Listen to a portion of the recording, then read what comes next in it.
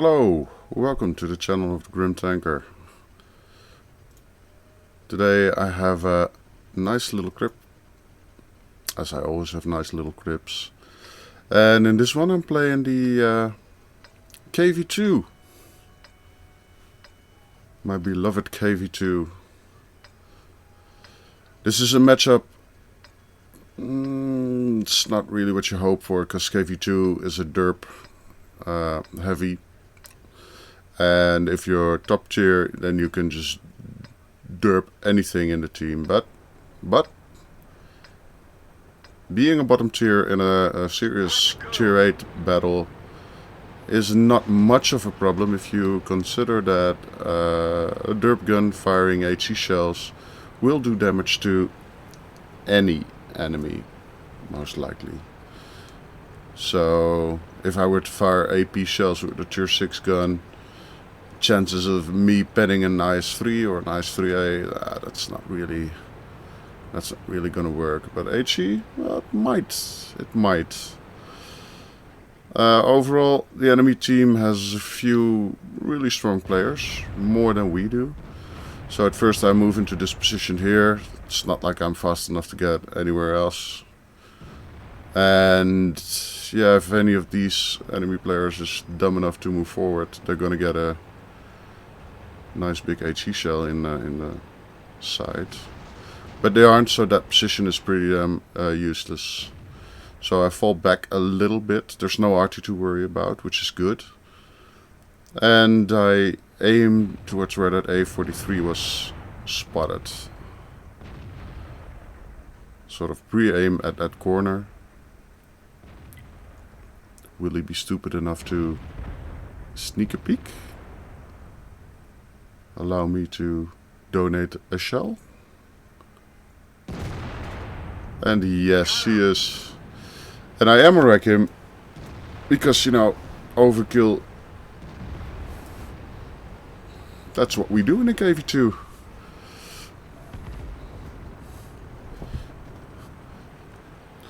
These shells do a shit ton of damage even if they don't ammo wreck enemy tanks, especially the sides of A43s aren't that hard to do a lot of damage on, but ammo wrecking him was, yeah, sort of a bonus. And somehow, at this point, I noticed that the enemy team lost 2 of their best players. How the hell they managed to do that is beyond me, but I guess they were a little bit overconfident. IS-3A turret. 250 damage. A tier 6 shooting at the turret of a tier 8 heavy that is known to have a very, very strong and bouncy turret. This is why you play a heavy tank with the derp gun. So it's 4-1. It's not going all too bad, all things considered. And I have no idea what to do next. I know my limitations in this battle. If I am top tier, you could push a little bit harder, but still you have to take into account that the reload on this tank is really long. So if you get into a position where you have a slugfest or something like that, that's really not going to work in this one, because you get hit so many times for every shell that you can fire, and if it doesn't pen, it does a lot of damage and even module damage. But yeah, you really need to take them out entirely with one shot, otherwise they can hurt you. Although the armor isn't completely useless, because I just bounced a shell from the IS-3. I not only do damage to them, but I also can bounce them. Now, if this IS-3A... Yep, thank you. Our IS-3A moved away. The IS-3A of the enemy exposed again is... I think it was his turret. And HE shells do what HE shells do. They explode.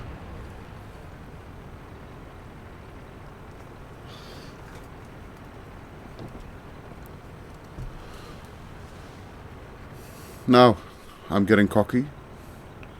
A little bit overconfident. As always, on the K line, there's well, at least there's this 30 camping. If I was a little bit faster, I might have taken a shot at his ass, but he must have felt something coming, so he moved forward. Now I decide, well, I'm gonna take on another IS-3 because, boom, 332 and boom. The Ferdinand, yes, one of the 30s was actually ready for me, and I really can't bounce a shot like that, so this taught me a couple of things. First of all, yeah, don't get around that rock because, you know, I'm gonna get shot at. It's not like I needed to be shot by a 30 to know that, but, you know, I was doing so well and then killing IS-3s, I thought, what the hell's a 30? I'm gonna take this shot though. Boom, 350. Pays a little price. Now, as you may or may not have seen, that 30 actually killed my commander and one of the loaders, and since I only have normal med pack, I needed to decide which one I was gonna heal. Yeah, the reload being horrible as it was, maybe I should have taken the loader to cure him.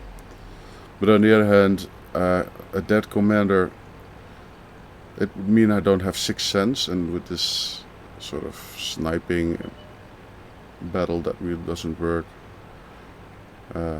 Actually, I don't even think I do have Sixth Sense on this crew because I moved it up, but it limits your view range, and the altogether performance of the tank gets less. So, yeah, healed the commander, which means I have a really bad reload time on this tank right now. I'm going to take one shot and then nothing for a long time. Decide to look here because maybe that IS-2 was going to come around, but he was spotted again on the other side of the hill. So apparently he isn't. And now I'm just trying to figure out what a KV2 under these circumstances is supposed to do. A covering fire? For who? Active scouting? Push forward? Nah, I don't think so. Right now I'm just in a position where the only thing I can do is support. The IS-3A suggests I should kill the IS-2, and he wasn't spotted for some time. The IS-3A moves away from the north face of this hill.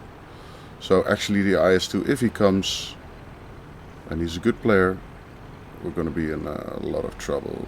So we'll just cover this side for a while. And does he? Hello. Enemy armor is destroyed. Yep.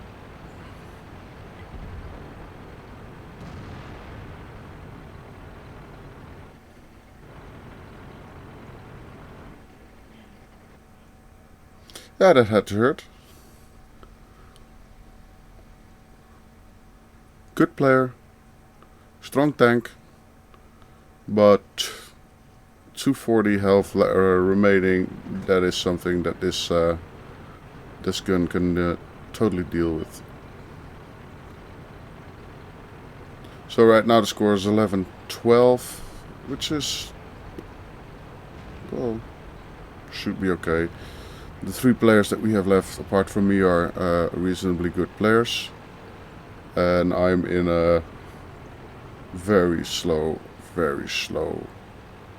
heavy. But the shells I do fire are kind of hitting at this point. So being a tier 6 heavy in a serious tier 8 battle, yeah, apparently I'm not without any chance of doing something useful, because I killed 3 tanks already. And not least though, IS-3A, IS-2, and I think the other one was the A-43.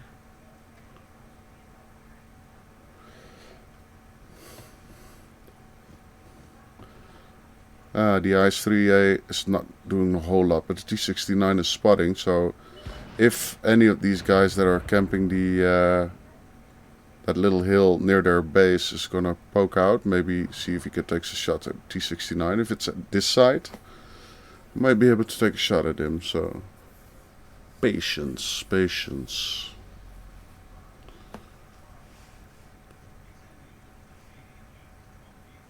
Will we be able to take a shot? We'll just have to wait. And wait. Shall I push? No, I should not push. If they're camping there, they're gonna see me coming from a mile away, and I've lost a lot of health already. And I can only shoot once every 3 days. So, no, I'm just gonna wait. See if I can use this one shell before I have to reload as long again, and then we'll wait. Who's gonna make the error? 4.5 minutes remaining.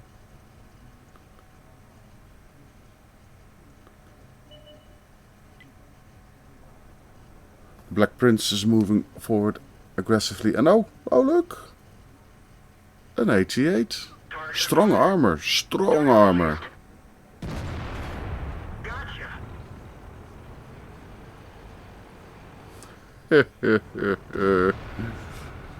Yeah, that never ceases to be funny.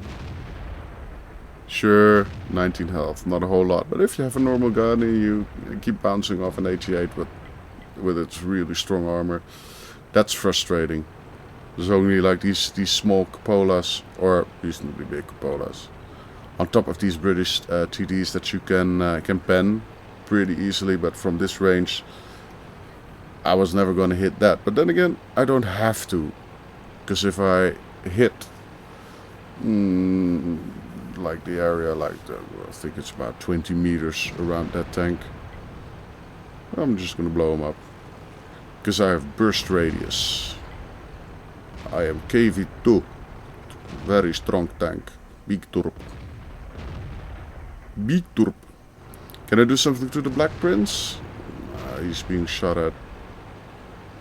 Black Prince has got strong armor, but yeah, in the end, fighting off an IS-3 and a T-69, he's not going to win that. So unfortunately, I wasn't able to actually do the damage I was hoping I was going to do.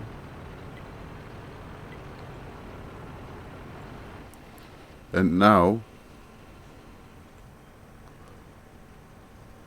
all that remains is the 30. Is that something I can shoot at?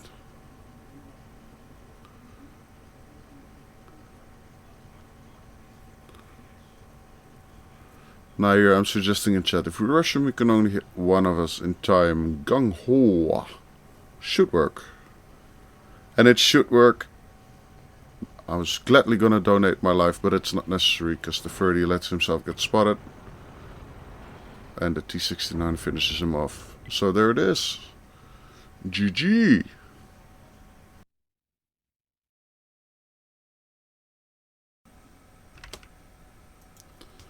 So, looking at the results screen, yeah, second class mastery badge, bruiser of course, because firing H here gonna do a whole lot of damage. 2 modules, demolition expert, yeah, the A43, that was probably overkill, but you know, if you can blow up a tank with a big fireball, don't ever withhold, like because you feel like it's more decent or anything, you just blow it up. Fighter, because I killed 4 tanks, and yeah, that's actually, if you look at these results here, that is better than I expected when I started out in this battle. When you pick the KV2, you always kind of hope that you're top tier, because you're gonna derp away and one-shot all sorts of enemies, but playing in a tier 8 game is way more challenging, because you don't get to one-shot a whole lot of tanks. Not like, you know, the A43, of course, I killed him with one shot because I was on, how much health was he remain? 211. So yeah, well, that you blow up in one shot. And the same thing goes for the IS-3. But overall, I've been firing at IS-3s that I could only hit their cupolas and their turrets, or, you know, you still do damage. That's the good thing about firing with a tank that has this huge 152 millimeter Derp gun, HE shells, and you need to think more about what you're doing, and you're not like pushing forward and just taking the shots and bouncing and then one-shotting whatever comes across or stupid enough to drive in front of your barrel. Now you actually have to support and be smart about it. Try not to get shot, but every once in a while when your gun's actually loaded, you take that shot, see if you can help your team out. And I think I did reasonably well. You could say I played it kind of cowardly, but as you see, I killed an IS-3A, of course finished off the 88, fighting with this IS-3, IS-2, another IS-3A I hit and did damage to. Same thing goes for the 30. So these are tier 8 tanks that I all hit and damaged. Maybe not a whole lot of damage, but you know, if you just keep firing, it gets better. It gets more. So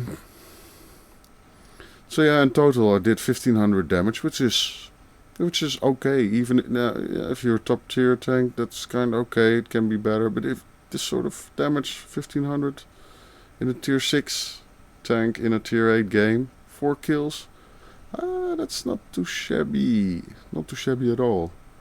4th place on XP. Of course, these guys did more damage and they were more active than I was. They were doing the spotting. I was just, like I said, supporting and pretty much sniping. But, you know, I did what I had to do and I'm pretty pleased with this result.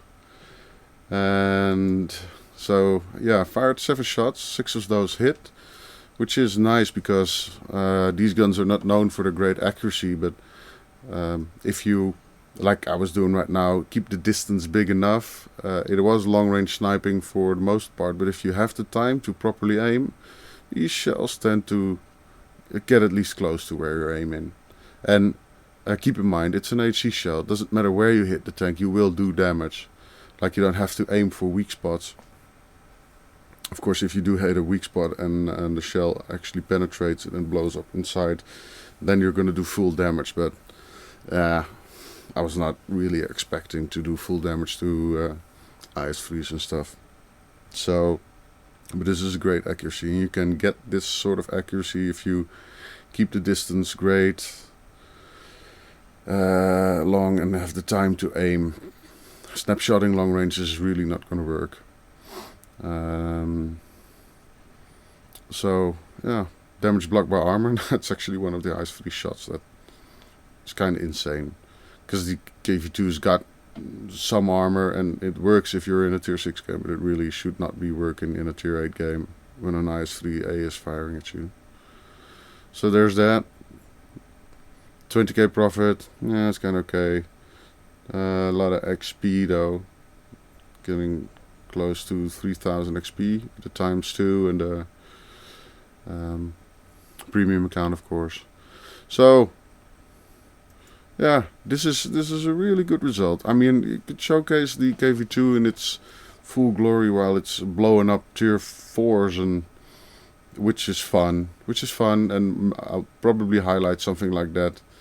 But this is more challenging. This is actually what you need to keep in mind, because if you look at replays with like big tanks such as the KV2, doing what is the most fun about them, which is being top tier and one-shotting everything, you kind of forget that this tank is also capable of getting into tier 8 matchmaking, and that is a whole different game.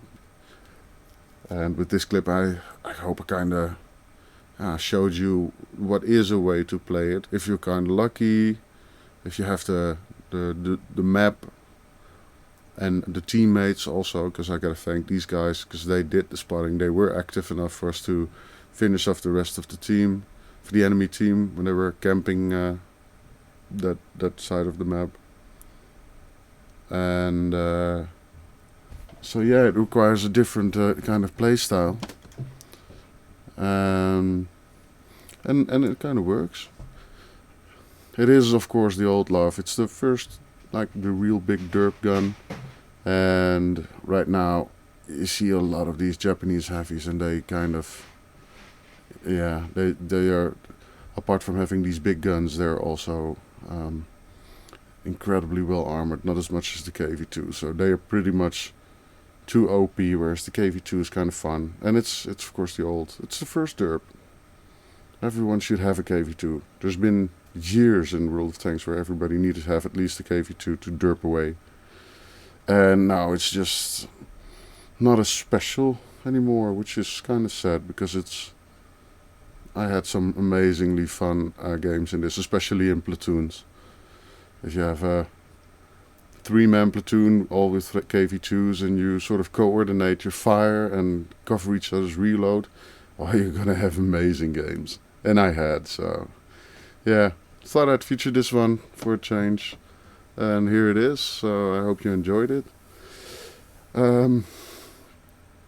As said, thanks for subscribing, and yeah, give word to the channel, see if we can make it even bigger. And if you have questions or anything I can do for you or whatnot, just leave a reply underneath this, or just go to the Facebook page, and I'll happy to answer or oblige or see whatever I can do for you. Anyway, thanks for watching, and wish you all a pleasant remainder of the day, or whatever you're going to do, and hope to see you again soon. So, see you later. Bye.